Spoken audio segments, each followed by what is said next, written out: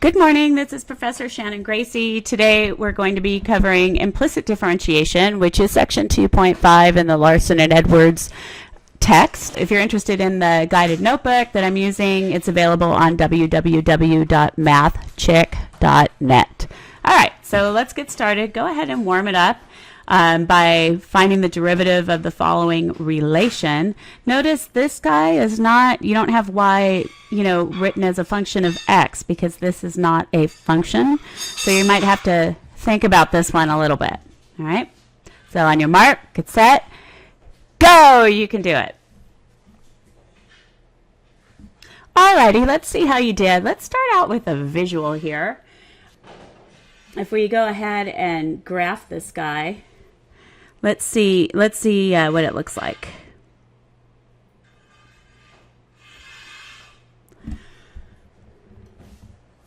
So what is this a picture of?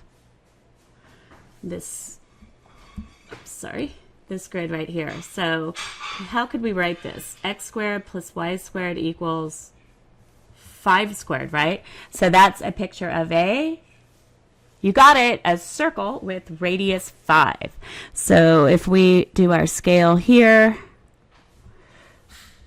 as 5 and -5 all around, our picture is going to look like something like this. Good so far? Awesome. And what do you notice about the slope of any potential tangent line? What would the slope be in the different quadrants? So if you think about, anywhere drawing, a little tangent line, do you see that the first and the third quadrants will have the same and the slope will be perfect? It's going to be negative, right?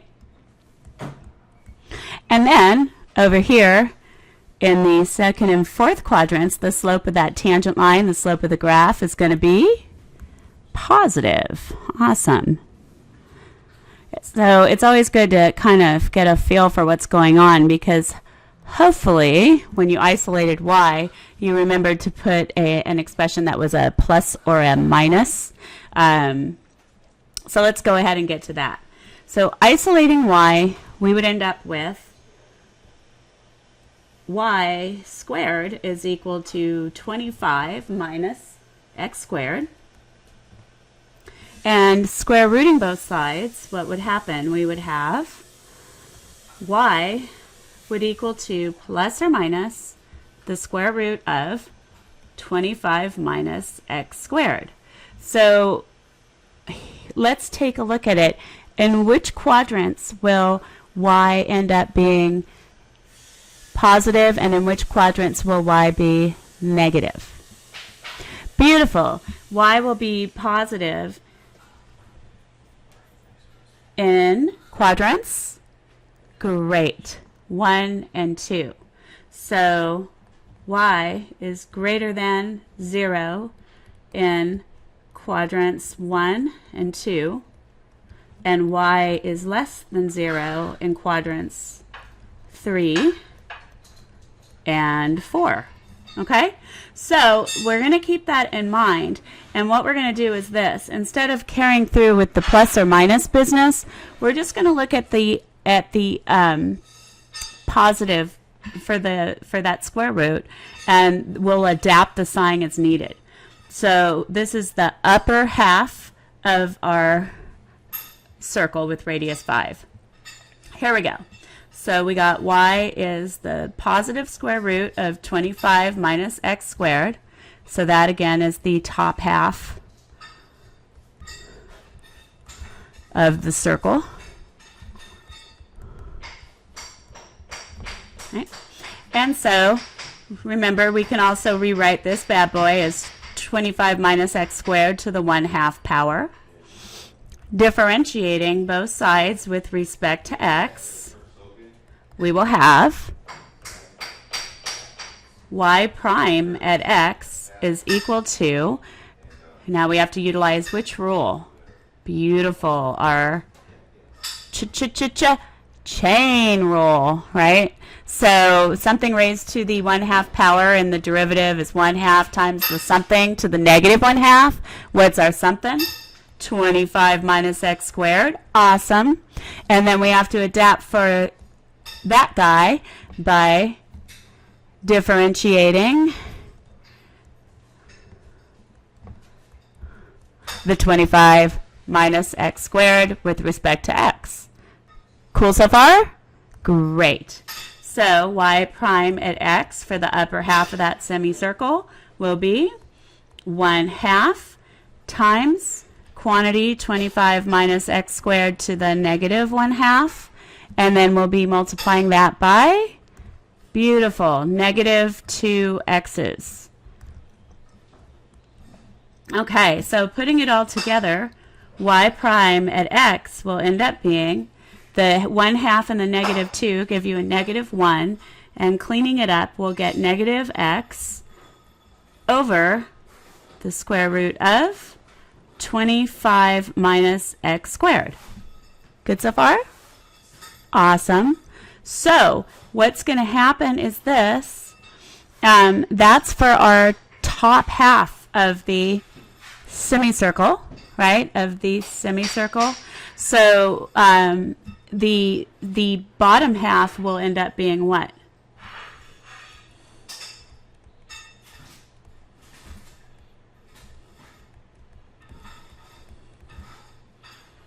Or not top half of the semicircle, top half of the circle. And the bottom half of the circle is going to end up being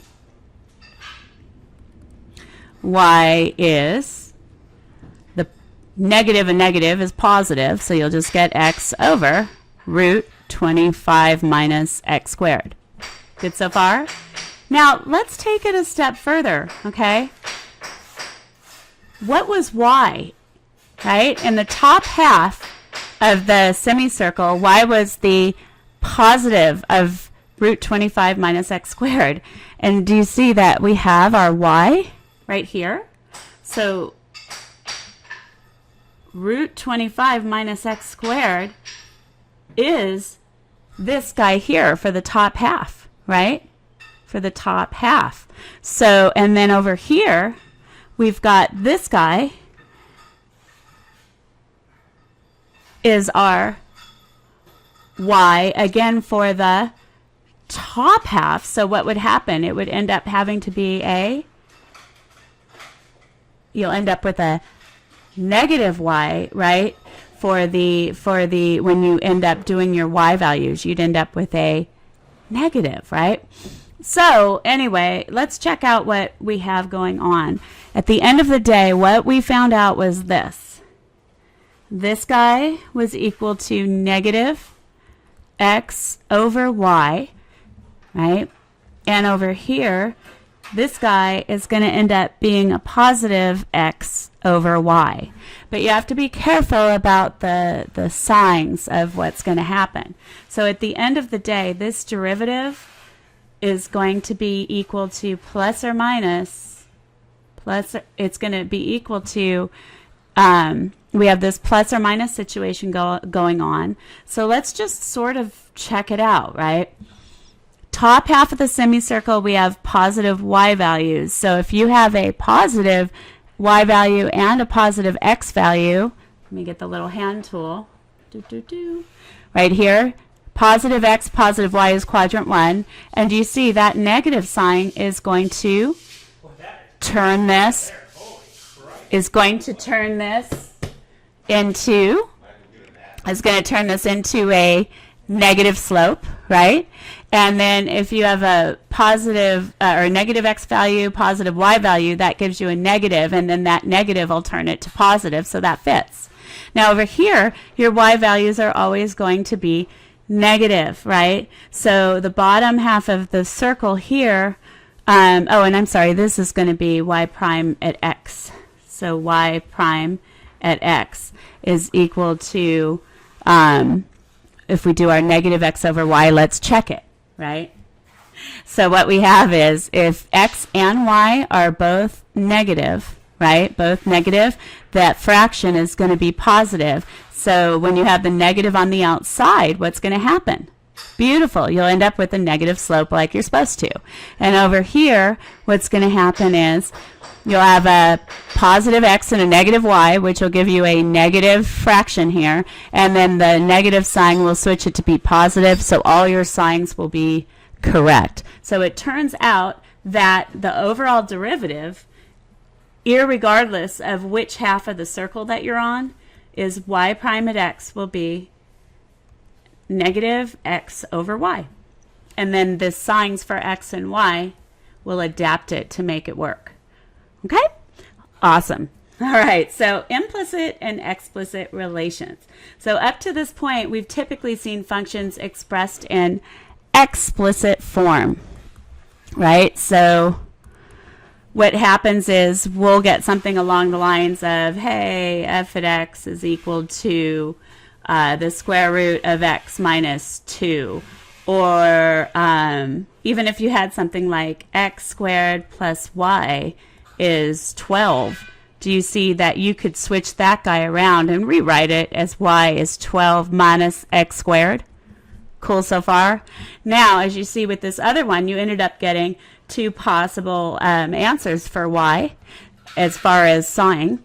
And so there was a little more maneuvering a person would need to do. So let's check out, a different way of doing things. It turns out that some relations or functions are only implied by an equation. So if you truly, have a function, often you could isolate. Sorry, I've got construction going on, so bear with me.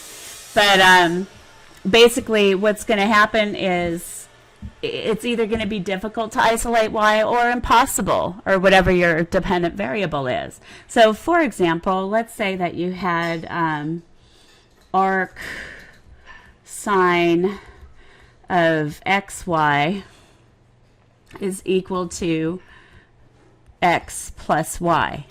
Something like this, it would be difficult, if not, impossible, at least not worth bothering with isolating y, because we're going to learn this really powerful way of differentiating implicitly, which works for everything. Okay, so when we were differentiating the warm-up problem, we had to explicitly write y as a function of x using two equations. So when we had our x squared plus y squared is equal to 25, we had to write that as y is equal to negative root 25 minus x squared, or y is positive root 25 minus x squared, right? Oftentimes it's very difficult to write y as a function of x explicitly. In order to differentiate, we must use implicit differentiation. And implicit differentiation, has a couple things going on. You have to know which variable you are differentiating with respect to.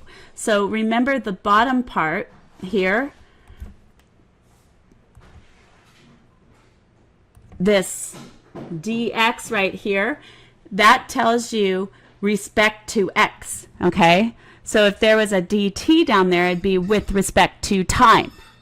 So coming back, you must use the chain rule on any variable which is different than the one you're differentiating with respect to. So let's look at this example. So first off, let's find the derivative of the following functions with respect to x. So if I'm, saying d dx of both sides, let's check out what we have going on. Is this any different than what we've been doing? You're probably saying, well, heck yeah, Ms. Gracey, it's a little bit easier.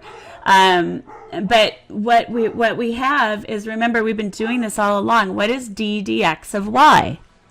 Beautiful. Either dy dx, or you could write it as y prime or whatever, right? So dy dx is equal to, now this is what I want you to look at. Do you see that I have dx? And do you see that my variable right here is an x? So that means I'm differentiating with respect to x of x to the fifth. That means it is explicit in form. So the left side over here, see this x and y? They're different. So we had to use implicit differentiation right here. So really, since my whole evil plan was to force you to differentiate implicitly the whole semester, you've been doing implicit differentiation since the beginning of this chapter anyway, okay? Because d dx of y is dy dx, and that is implicit differentiation. Alrighty? So on the other side, of course, we just get our usual, right? 5 times something to the 5 minus 1. And what's our something? X. Now, if we use the chain rule on this guy, do you see we would just get, let's do it just for fun, d dx times d dx of what was inside, right?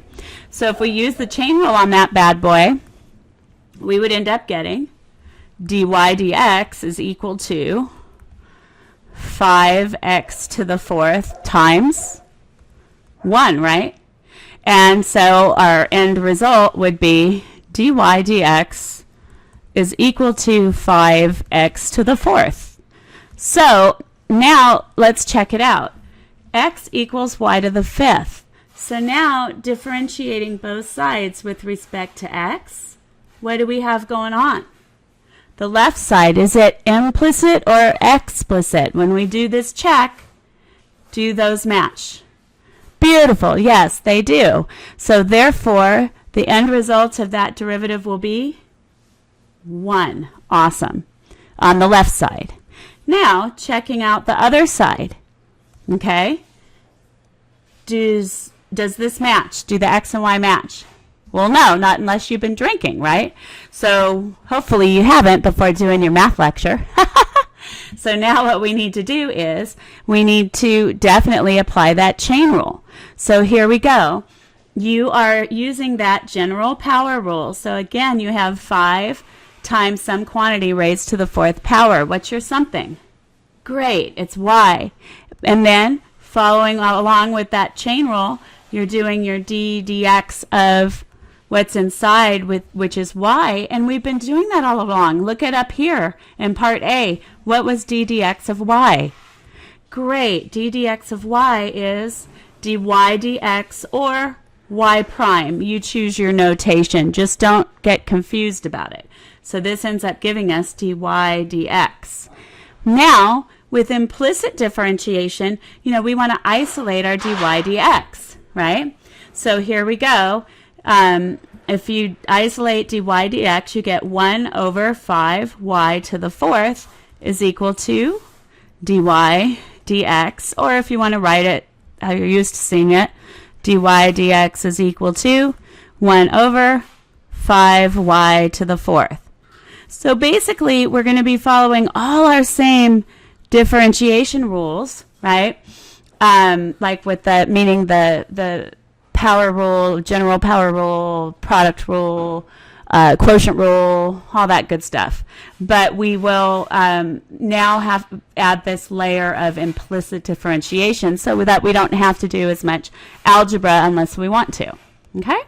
So now let's go ahead and let us differentiate this guy with respect to x. Okay? So this is our warm-up problem. We already know the answer. Okay, so we know our derivative is a linear operator, so we can apply it to each term. So we'll have d dx of x squared plus d dx of y squared. And what is the derivative with respect to x of the constant 25? Beautiful, 0. So now, let's do our check here. Do these letters match? Yep, they sure do, right? So that means that we are differentiating with the x explicitly. Beautiful. So this derivative has a result of 2x. Coming along to the next guy, doing our little check, are these the same letters? Well, no, not unless you've been drinking, right? So here we go. We'll end up with 2 times something to the 1 power.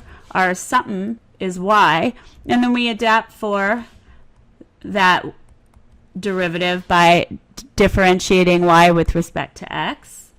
And don't forget, you've got it equal to 0. Good so far? Great, you're doing fabulously. So this will give us 2x plus 2 times y times dy dx, and that's all equal to 0. But what do we usually have for the dy dx? It's usually, great, isolated. So now we'll have 2y times dy dx is equal to negative 2x. And then dividing both sides by 2y, we'll get dy dx is equal to negative x over y. Look at that. And that's what we got before, but it took a lot longer, didn't it? Okay. All right, so continuing along, now I'll give you some guidelines, and this is a guideline for implicit differentiation with respect to x. So just like we've been doing, you differentiate both sides of the equation with respect to x. You collect all terms involving dy dx on the left side and move everything else to the right side. So up to this point, we've only had one dy dx in the equation, but you treat it just like a term or a factor in a term. So so you can algebraically manipulate and factor and blah blah blah. So then you've, like I said, you factor the dy dx out of the left side or whatever side you have your dy dx's on, and then you isolate them. All right. So just like your regular equation solving skills, but it's just another thing going on. Okay. So here we go. Find the derivative of these functions with respect to x. Simplify your result to a single rational expression with positive exponents.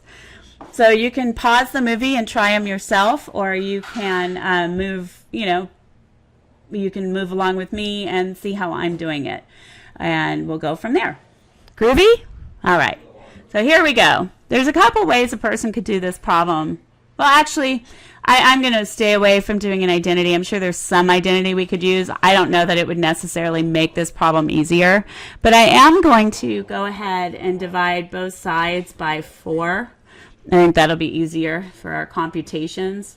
So we'll have cosine at x times sine at y is equal to 1/4. And differentiating both sides with respect to x, we'll have what? So what do we have on the left side? Beautiful. We have a product, right? So applying our product rule, we'll have d dx of cosine at x times sine at y plus cosine at x times d dx of sine at y. All right, so all of this guy is that left side of the equation applying the product rule. And then on the right side, the derivative with respect to x of 1/4 is, beautiful, 0. So now, continuing, doing our check. Does this letter match this letter? You got it, it does. So this will be differentiating explicitly, and we will get negative, let me do it in red, negative sine at x. Okay? Now, we'll be multiplying that to sine at y, and then we'll have plus cosine at x times, now let's check this guy out. So, do these letters match? Is x the same as y? No. So therefore we need to differentiate groovy implicitly. So this is going to end up being cosine at something, right? Times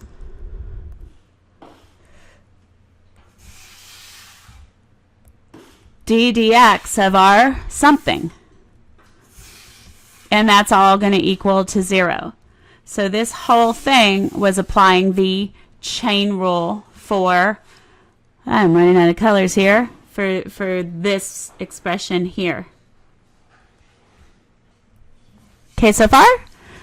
Beautiful. All right, so now what will we have? We'll have negative sine at x times sine at y plus cosine at x times cosine at y times, good, dy dx. And that's all equal to 0. So now what's the next step? We need to, great, isolate dy dx. So cosine at x times cosine at y times dy dx would equal to positive sine at x times sine at y.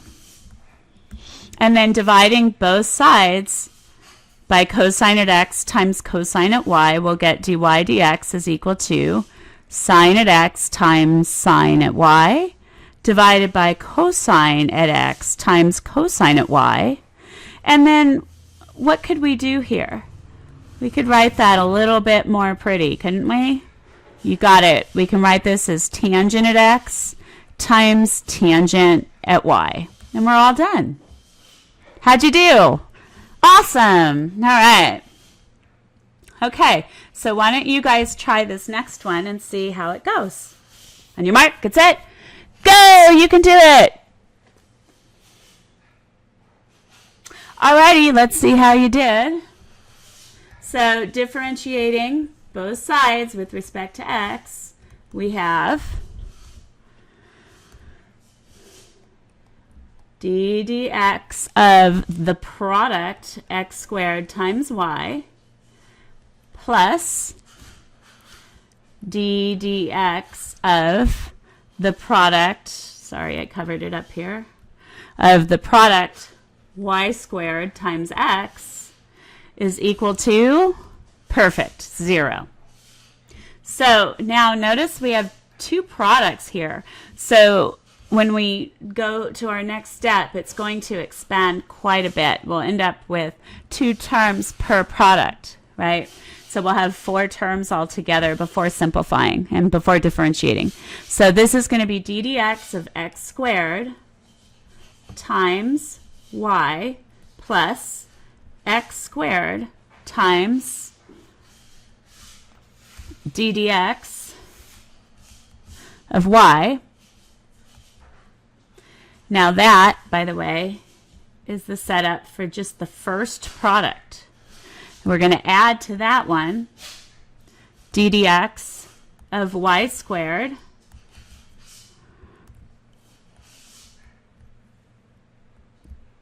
times x. And then continuing, we'll have plus y squared times d dx of x. Alrighty, so, and that's all, of course, equal to 0. And this is the next step for the second term. So now doing our little checks, right? These x's match. So that's going to be an explicit derivative. So we'll have 2 times x times y plus x squared times, now this guy is going to be implicit, right? So really here you got to be careful because you'll end up with, so what is d dx of y? Beautiful. It's just dy dx. We've been doing that the whole semester, right? Okay, so again, this is the black. And then now our next term, d dx of y squared. So again, we're matching, we're seeing if these match. So these didn't match, so it was implicit. These also don't match. So this one we're going to be using the chain rule, right? So it'll be 2 times our something to the 1. Our something is y, and then we'll have d dx of our something. And then that'll all be, actually I've been using blue. This will all be times x. and then plus y squared. Checking this guy out, do you see these match? So it's explicit differentiation. So we're just going to get 1, and this is all equal to 0. So this is how the green matches up here. Okay, so here we go. Now this is going to be 2xy. I'm going to just clean up the terms. Plus x squared times dy dx. This will be plus another 2xy right here times dy dx plus y squared, and this is all equal to 0. So now we want to keep the terms with dy dx on one side and factor out that dy dx. So first I'll just write it out. X squared times dy dx plus 2xy times dy dx will equal to negative 2xy minus y squared. Factoring out the dy dx, I'll just factor it out on the right side. We'll be left with x squared plus 2xy will still equal to negative 2xy minus y squared. Isolating dy dx, so we'll divide both sides. I'm going to go ahead and factor out a negative y, and then we'll have 2x plus y. And then over here I'll factor out an x, and we'll end up with x plus 2y. And we're done. How'd you do? Awesome. All right. So here we go. Next one, we've got our x is equal to cosecant at 1 over y. So why don't we go ahead and rewrite this bad boy as x is equal to cosecant at y to the minus 1. And then differentiating both sides with respect to x, we will have, dun, dun, dun, dun. Good. D dx of x is just 1, right? And that's going to equal to, what is the derivative for the cosecant function? Perfect. Negative cosecant at our something times cotangent at our something. What is our something? Y to the minus 1. And now we have to differentiate with respect to x, our something, which is y to the minus 1.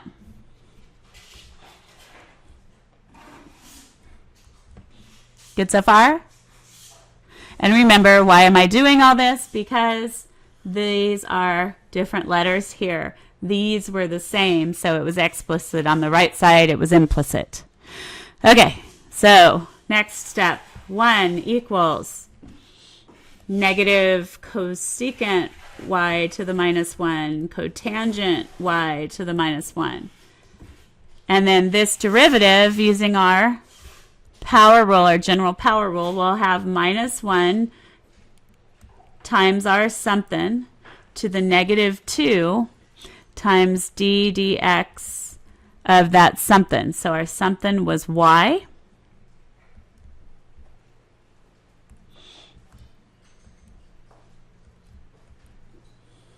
Good so far? Great. So let's go up here and we'll get 1 is equal to. So putting this together, what do we have? We have, well, we haven't finished the derivative. So negative cosecant y to the minus 1, cotangent y to the minus 1 times negative y to the minus 2, and then the derivative of y with respect to x is dy dx. So this will give us, cleaning it up a bit, 1 is equal to, negative times a negative is a positive, so we'll have positive cosecant at y to the negative 1 times cotangent at y to the negative 1 over y squared times dy dx. So if I multiply both sides by the reciprocal, I will have y squared over cosecant at y to the minus 1, cotangent at y to the minus 1 is equal to dy dx. But that's not the prettiest way to write this one. 1 over cosecant at something is beautiful, sine at something. 1 over cotangent at something is tangent at that something. So we'll have y squared times sine, I'll write it as 1 over y, and then tangent at 1 over y is equal to dy dx, and you're all done. See, trig honestly is not so bad. Someday you'll agree with me, guys. All right, so continuing. Now, just kind of an application. You're going to be doing more of this in Chapter 10 in Calculus 2, but let's take a look at what we've got going on. So here we go. We have x squared over 4 minus y squared over 9 is equal to 1. So let's go ahead and differentiate both sides with respect to x. This is going to give us d dx of x squared over 4 minus d dx of y squared over 9 is equal to, great, 0. Good so far? So this will give us 1/4. Notice the first one is explicit. You've got x and x. So 1/4 times 2x minus, this one will be implicit. So you'll have 1/9 times 2 times our, 2 times our something to the 1 power times d dx of our something. So that's something is y. And that's all equal to 0.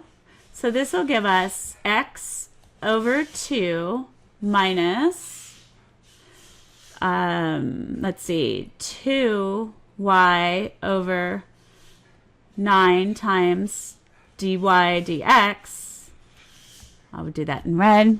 This derivative is dy dx. And that'll all be equal to 0.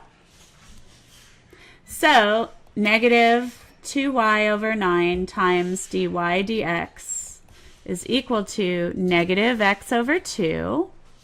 And then isolating dy dx, we'll have, let's see what will happen. We'll have negative x over 2 times negative 9 over 2y. So dy dx will be equal to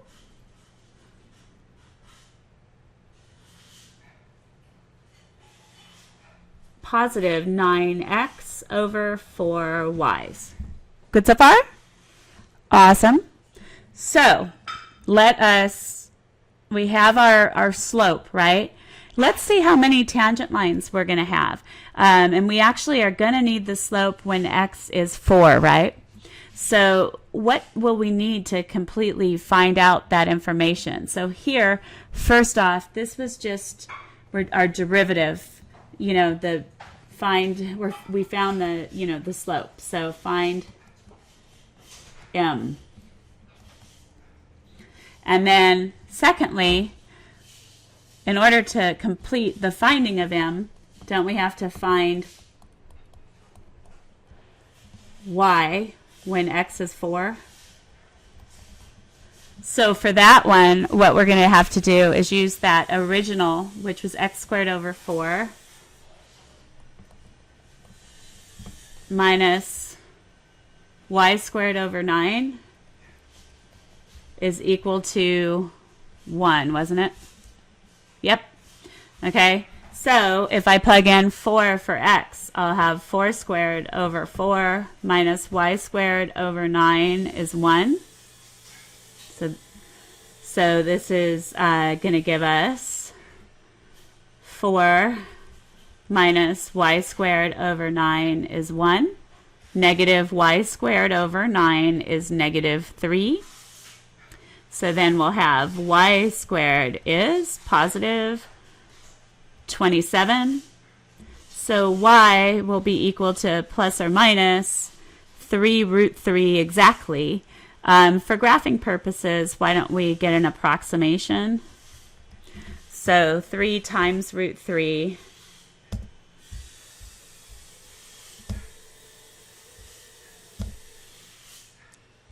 is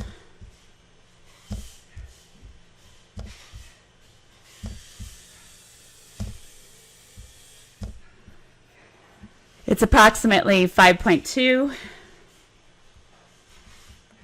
right, so this will give us our information that we need. So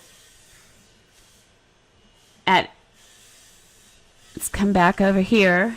So here we'll go and we'll find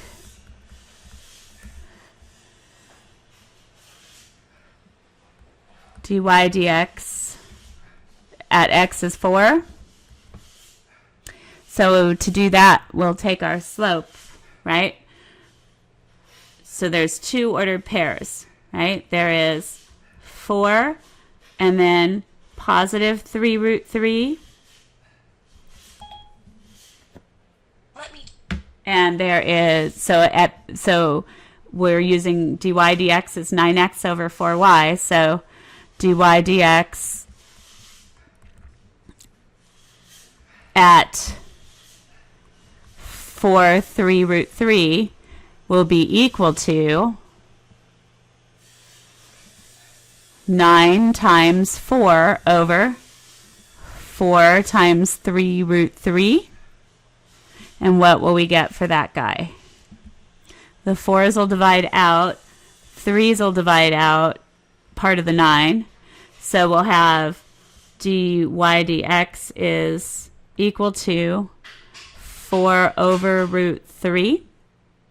And then at 4 positive 4 and then negative 3 root 3, we'll have dy dx evaluated at this ordered pair will equal to 9 times 4 over 4 times negative 3 root 3. And that will give us a result of dun, dun, dun, dun, dy dx will be equal to negative 4 over root 3. Good so far? So let's see what we're supposed to do. We're using implicit differentiation to find an equation of the tangent line. Now, what does this look like to you? It looks like we're going to have how many equations for the tangent lines? Beautiful, 2 of them. So continuing, finding the equations, right? So part 4, find tangent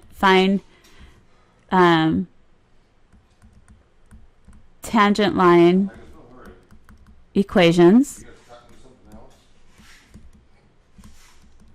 So we've done part of the work. So at 4 positive 3 root 3, remember we had a positive slope for that one.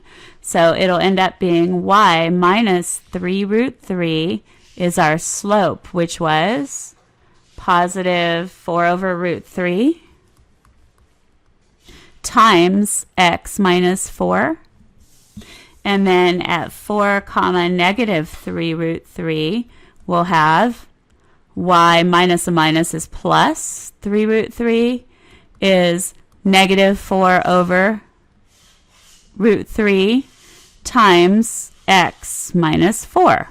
So those are the equations of our tangent lines. And let's just whip out that the graph while we're at it. So here we go. We end up with, so to graph, this guy, recognize that your center is at the origin. And don't think we have to go terribly high. So we'll have, why don't we do plus or minus, well, plus or minus 5. You know what? Since we were doing this at x is 4, it would be nice to see a visual of it. So let's go ahead and change the scale to tens. Okay, so I don't know if you remember, but when you've got it set up like this, you're going to not have the bowl situation. It's going to look something like this, right? The sketch. So we've got our center right at 0, 0. Remember, the center is not going to be on the graph. Okay. Then with this one, with the x's, you know, are going to be if you write it as x squared over 2 squared minus y squared over 3 squared equals 1. That tells us that we're going to have an ordered pair here and here, right? And then if you sort of go up, right, and make a box, you can make a box. This is if you're not using asymptotes to graph it. We'll just do it the easy way here. So basically what's going to happen is you'll have these slant asymptotes here.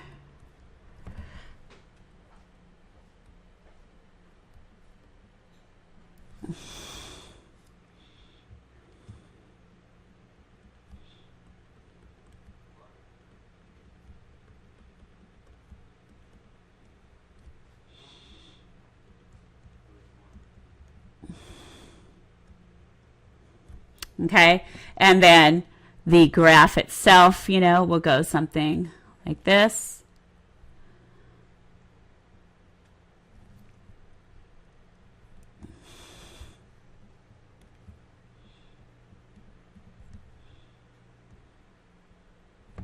And then if you look at at 4, x is 4, you've got 1, 2, 3, 4. So you have these, you know, ordered pairs here, and this right here was our 4 negative, what was 5, 3 root 3, or y was 3 root 3, right? So 3 root 3, and this ordered pair is 4 positive 3 root 3, and notice you've got your tangent lines like this.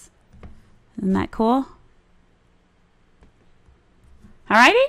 So that's kind of a preview of what will happen in Chapter 10. You'll start learning about, you know, different types of lines, like the normal line as well as the tangent line to the graphs, and all that good stuff. So let's see what we have going on with this problem.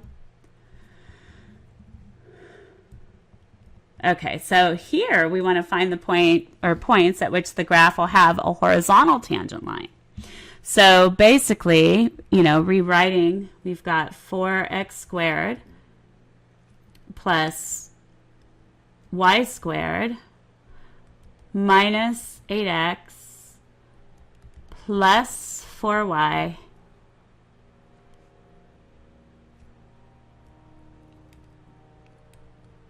actually, I'm trying to set these up where it'll be easy to write in my derivative stuff. And then, what is it, plus 4 is equal to 0. So remember, differentiating both sides with respect to x, you can bring in that derivative to each term, the d dx. You apply the derivative to each term.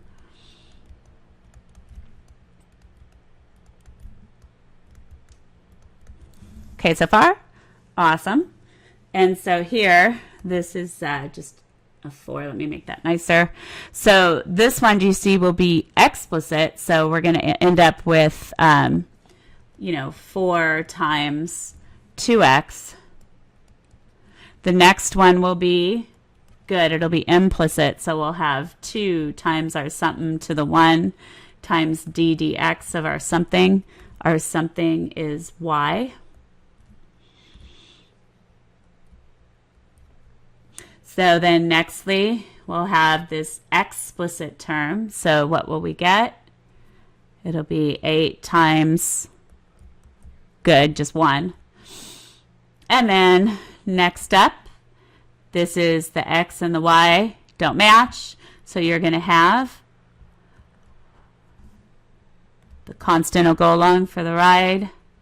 And then d dx of y is beautiful, dy dx. The next one will zero out, and as will the 0 on the other side. Good so far? Awesome. So moving right along, this will be 8x's plus 2y's times, good, dy dx, minus 8 plus 4 times dy dx is equal to 0. So collecting the terms that have dy dx, so I'm going to have 2y plus 4 times dy dx. And so I factored out the dy dx, and I'm moving these other terms as well, will be 8 minus 8x's. And dy dx will be equal to, I'll factor out an 8, and we'll have 1 minus x, and I can factor out a 2, and we'll have y plus 2. So dy dx will be equal to 4 times 1 minus x over y plus 2. Now, we need to find the zeros of this, right? So to find the zeros of this derivative, why am I even saying that? Good, I'm saying that because horizontal tangent lines have a 0 slope, right? So what we need to do is a couple of things. We need to find the zeros, and we may want to find, you know, one of the other variables so that we're just solving for one. So let's see what we can do. Well, actually, you know what? We just need to set it equal to 0. I'm being silly. Why am I being silly? Good, because you only need to set the numerator equal to 0 for the whole fraction to be 0.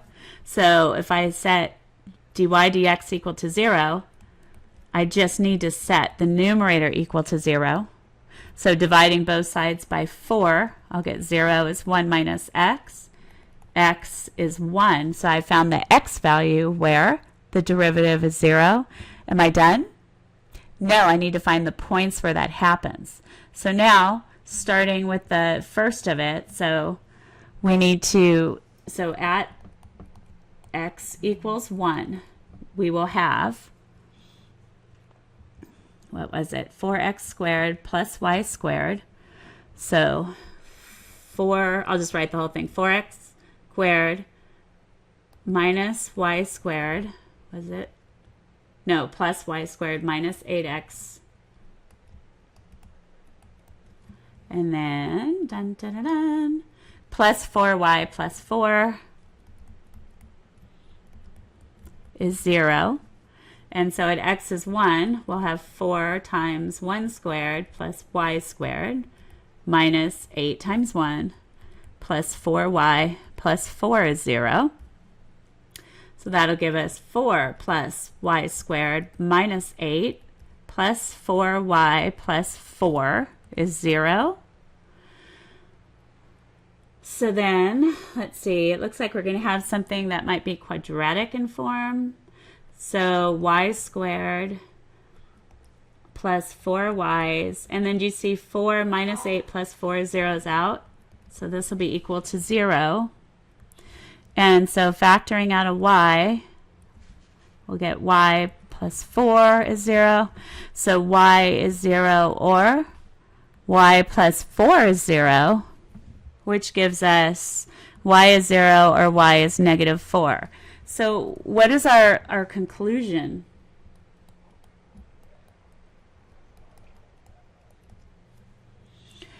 At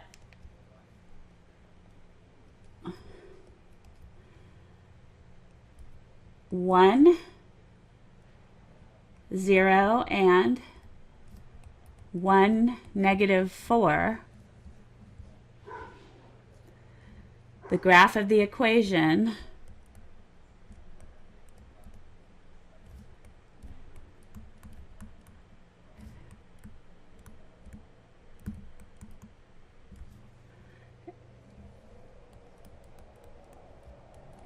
(4x squared plus y squared minus 8x plus 4y plus 4 equal to 0) will have horizontal tangent lines.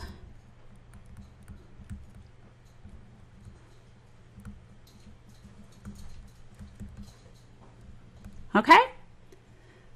All right, almost done, guys. So now this next one, you know, we're doing a higher order derivative. So basically, we need to find the first and second derivatives, but we need it in terms of x and y. So I'll explain that more when we get to the second derivative. So differentiating both sides with respect to x, we will have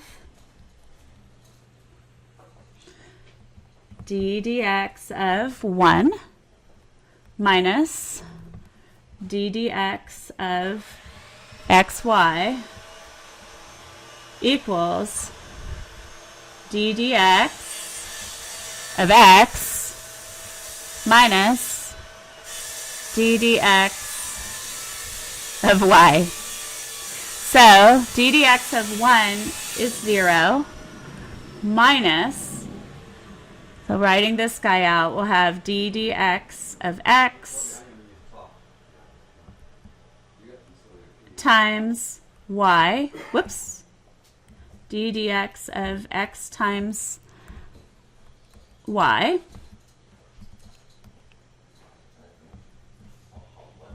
plus x times d dx of y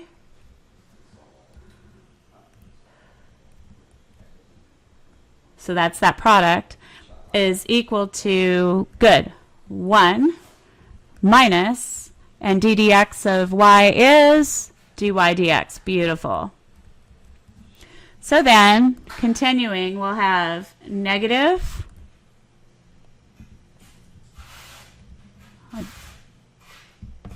negative 1 times y, I'll keep that negative factored out, plus x times, good, dy dx is equal to 1 minus dy dx. And now crunching through, we'll have negative y minus x times dy dx is equal to 1 minus dy dx.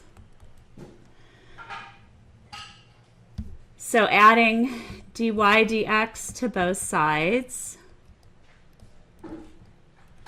and then adding y to both sides, we'll end up with this expression here. And factoring out a dy dx, we'll have 1 minus x, and that'll equal to 1 plus y. So dy dx is 1 plus y over 1 minus x. So part 1 is done. So here we go. This is the first derivative. Now, coming up here to do the second derivative, we have dy dx is equal to, and it was what? 1 plus y over 1 minus x. Differentiating both sides with respect to x, we will have, this one will be a little weird. It ends up being that d squared y over dx squared is equal to, now what do we have? Good, we have a quotient. So we have our d dx of the numerator, 1 plus y, times the denominator, 1 minus x. You know what? I'm going to come down here, guys, because this is going to get scrunched. Need more room. So we have our d squared y over dx squared is equal to d dx of 1 plus y times 1 minus x minus 1 plus y times d dx of 1 minus x all over, actually that's fine, all over 1 minus x, the quantity squared. So we'll have d squared y over dx squared equals. So that first derivative, remember, is going to be implicit. So you get d dx of 1, which is 0, plus d dx of y, which is, great, dy dx. And then we have times 1 minus x minus 1 plus y. This next guy is explicit, so you'd get 0 minus 1. So we'll just write negative 1. And that's all over 1 minus x, the quantity squared. So now we want this in terms of y and x, not in terms of dy dx. So notice here that dy dx, right? What was that equal to? Beautiful. 1 plus y over 1 minus x. So we're going to substitute that in. So we'll get our d squared y over dx squared is 1 plus y over 1 minus x times 1 minus x, and then minus a minus is plus, so we'll get plus 1 plus y all over 1 minus x, the quantity squared. So I just plugged in this for, substituted this in for dy dx. And now we will have d squared y over dx squared equals. So what happens here? Good. This factor of 1 minus x, they divide each other out, right? So we'll get 1 plus y plus 1 plus y. Do you see that is 2 of those 1 plus y's? And then we'll have over 1 minus x, the quantity squared, and we're good to go. All right? So I believe that's our last problem. Best for last, right? Yep. And the next lecture will be on related rates. So have a fabulous rest of your day. Bye.